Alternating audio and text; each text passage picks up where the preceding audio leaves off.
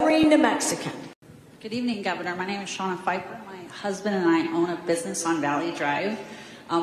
We've kind of coined that particular area as ground zero for the issues that we're seeing that you're obviously here to address, and we thank you very much for coming and being committed to continue the conversation. We've been working with the city, especially Chief Story and some of the city councilors, the mayor, to come up with creative solutions. And so I was wondering, first of all, I want to use this moment to identify that I believe the statistics associated with lesser property crime in this particular year is probably false, in that, like the lady pointed out earlier, we get frustrated sometimes when, that unfortunately we understand that the police are very busy and they have to prioritize because of the lack of support and the positions that they still have open. And so I think that property crime is probably not being reported. It's easier for us to go about our day than to have to wait. And so I think that's an important distinction, and we need everybody to report them so that the statistics are appropriate.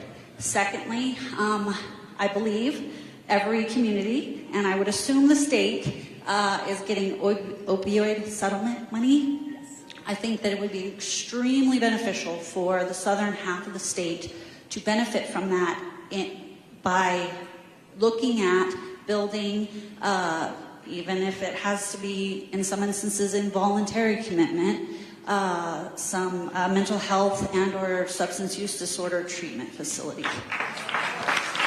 So, quickly, the police chief and I agree with you. We think the retail and misdemeanor crime issues related to businesses are largely likely unreported. And again, it just shows that we're working together and we're earnest about the things that we aren't doing as well. And I agree with you, even though it could be frustrating for a bit, we need people to call. We need to know about it.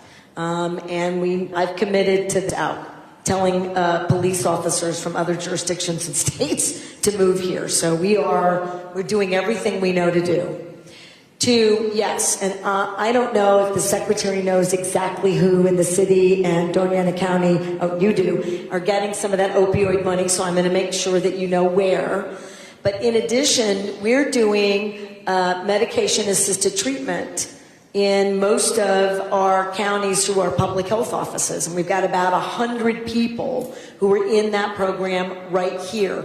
We are also on the clinical trial wait list, New Mexico is, and I want it right now, for permission to use other addiction strategies that are proving to be quite effective around the country, but you gotta get permission. I expect to get permission, Gina, soon, Monday, please. And more is coming, and more community-based health services are coming as soon as the federal government approves my multi-billion-dollar waiver. So we're doing that. We should do more. The bigger issue, not that we're where we should be, is that, and I really want to say this, so I have the microphone and Ben Baker's afraid of me, so he's going to let me say it.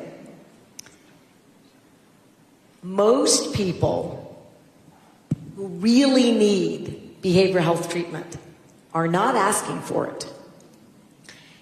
There are some people with significant specialty diagnoses, and I assure you the state isn't doing enough for them. And we're upset about that, and we made it clear to the healthcare companies and hospitals they better get it done, and we're creating better systems for people to tell me when their healthcare providers